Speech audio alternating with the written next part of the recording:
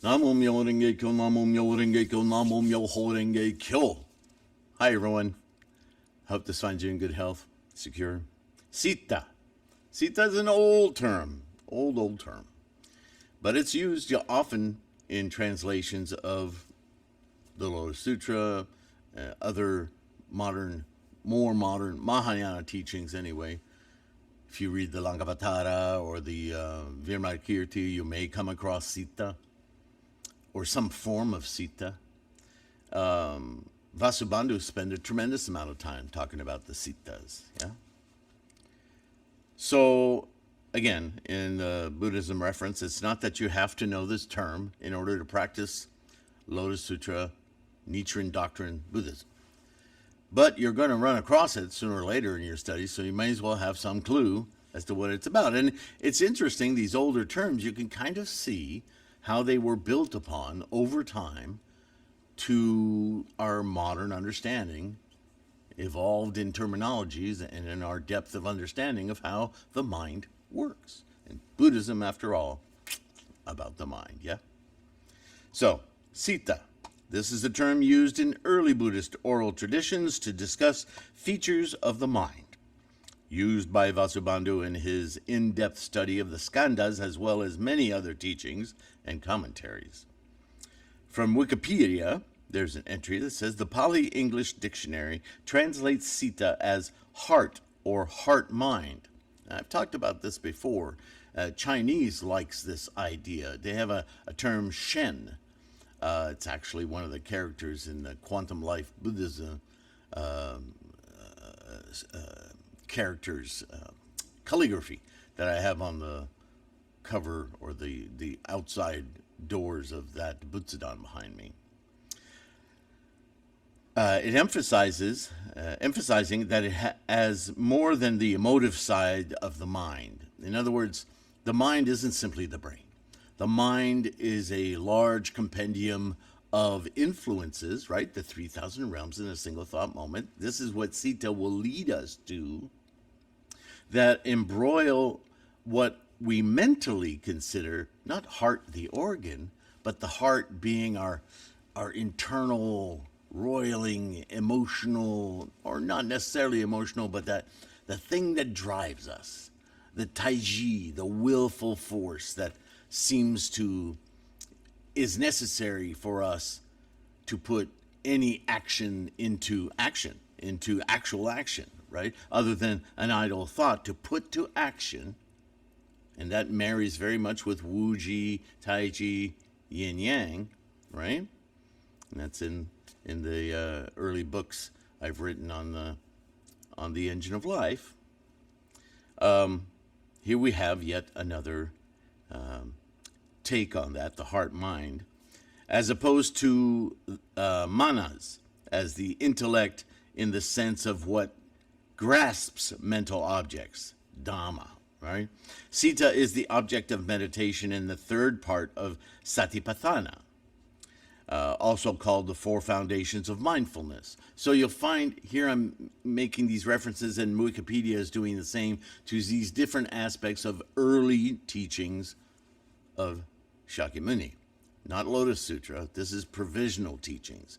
But again, it's good to know the alphabet if you're going to know how to spell words, yeah?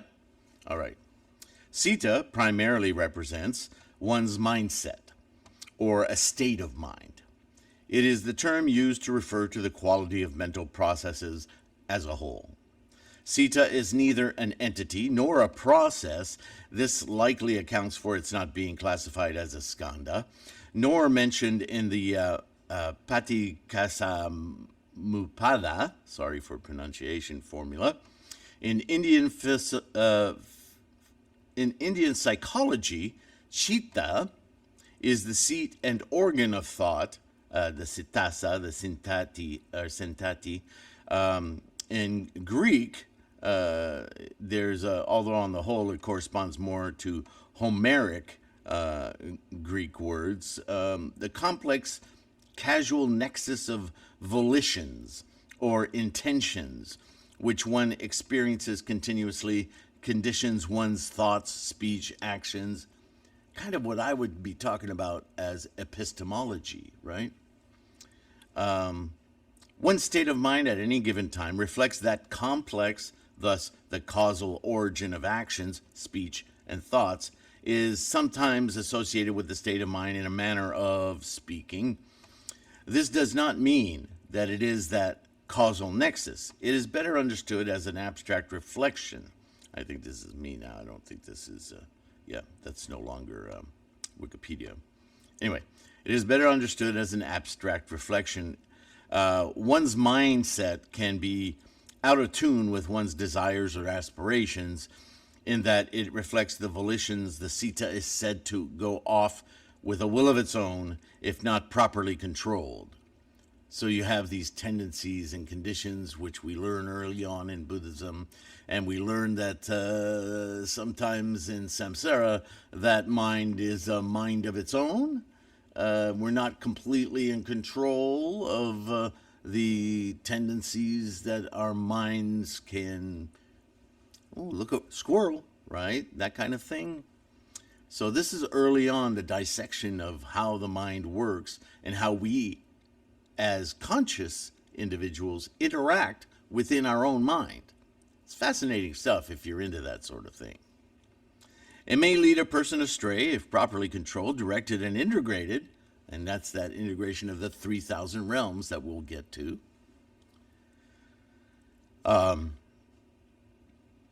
Ennobling somebody, one may make Citta turn according to his wishes, most effectively by developing skill in meditative concentration, which brings mental calm and clarity. So this is early stages of meditation, right? Just trying to grasp the mind as it pings around and seeing whether or not we can capture one of those monkeys and get it to do tricks for us or just calm down. Right? Our ring-ping-pinging thoughts flying through our brains, yeah? You ever have trouble sleeping at night? They call that racing thoughts. There they are, those monkeys running all over the place. Can you subdue them? How do we do that? Of course, as practitioners of the Lotus, we know that Namo Myoho Renge Kyo engages all of our skandhas and samsaric consciousnesses and calms those monkeys down, or at least puts them in another room that we don't have to listen to them as we bring focus onto Gohanzen portal, right? All right, so let's continue here. An individual undergoes many different states of mind. This is somebody who asks, which Citta? For Citta is manifold, various, and diverse. Generally speaking, a person will operate with a collection of changing mindsets, and some will occur regularly. While these mindsets determine the personality, they are not in control of them in and of themselves, but fluctuate and alternate, right? We've already discussed this. There is thus the need for meditative integration of personality to provide a greater, more wholesome consistency. So you can see right away this dialogue, this written entry, is from a perspective of early Buddhist practice, not Lotus Sutra. Regarding volitions, there is a similarity between vijnana and citta. They're both associated with the qualitative condition of a human being. Vijnana provides awareness and continuity by which one knows one's moral condition. I can't stand that, right? And citta is an abstraction representing that condition. Therefore, I think this way about those things, right? See, again, the mind being broken down extensively here. Citta is therefore closely related to will or volitions, good or bad, doesn't matter. This connection is also etymological, as citta comes from the same verbal root in Pali as the active terms meaning to will, to put, to right action, thought. Citta also reflects one's cognitive condition or progress. Additionally, citta is a mindset that can come from contracted, i.e. unworkable, distracted, great, grown great, composed, or the opposite of such qualities. It can be dominated by a certain emotion, so as to be terrified, astonished, or tranquil.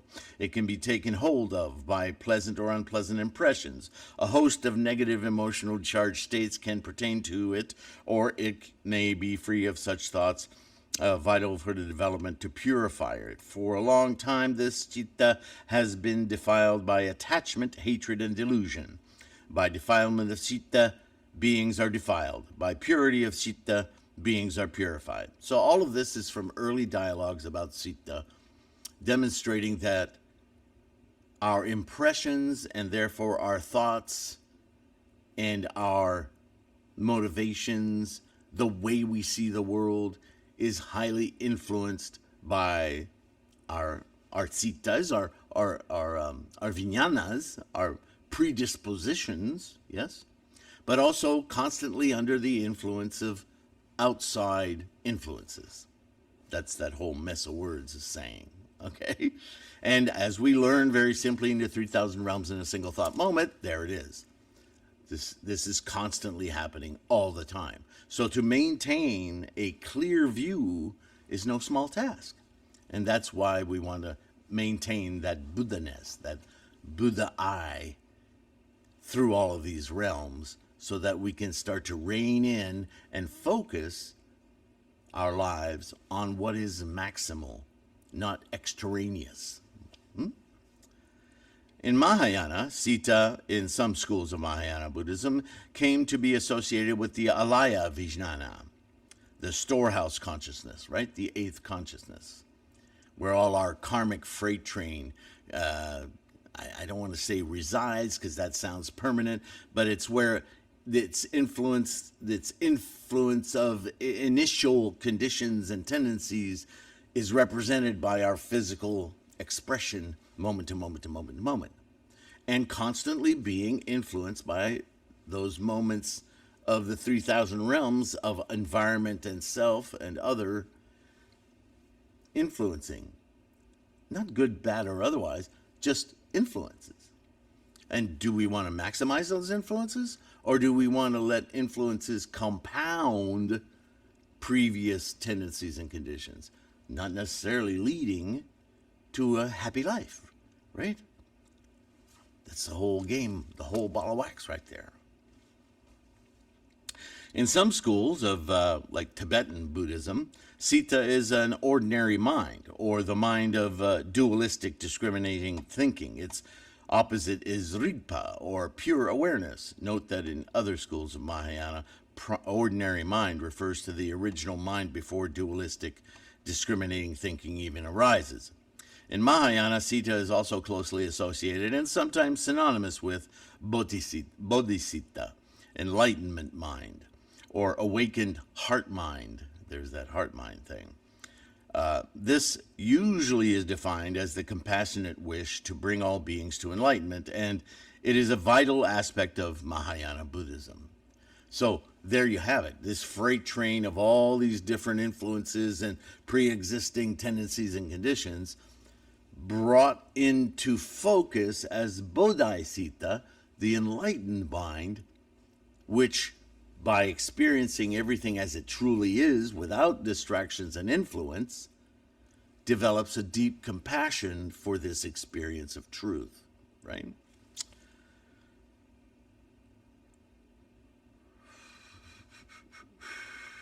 Tibetan Buddhism divides bodhicitta into relative and absolute aspects. Relative bodhicitta is the wish to be enlightened for the sake of all beings. Absolute bodhicitta is direct insight into the absolute nature of being. This is similar in meaning to the purified citta of Theravada, also an earlier vehicle teaching, yeah? Other uses of citta, the word citta combined with other words takes on other significant meanings. Some examples, the Bhagavanga citta, the Bhagavanga means ground of becoming, and in Theravada Buddhism, it is the most fundamental of mental functions. Some Theravada scholars explain Bhavaga citta simply as the momentary open mental state as attention shifts between objects. Others associate it with prakriti, gosh, that's hard to say, prabhasavara Citta, or luminous mind, mentioned below.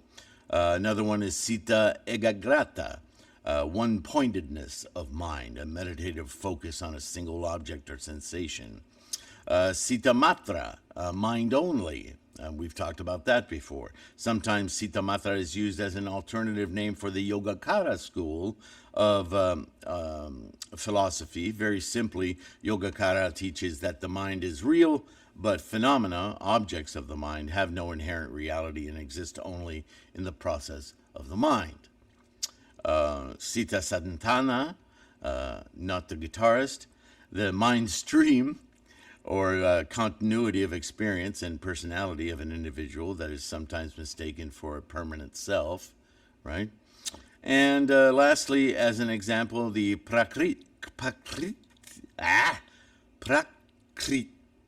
can't say it. Prabhavasa Citta, the luminous mind, originally found in the Pavasara, the luminous Sutta, Anguttara Nikaya.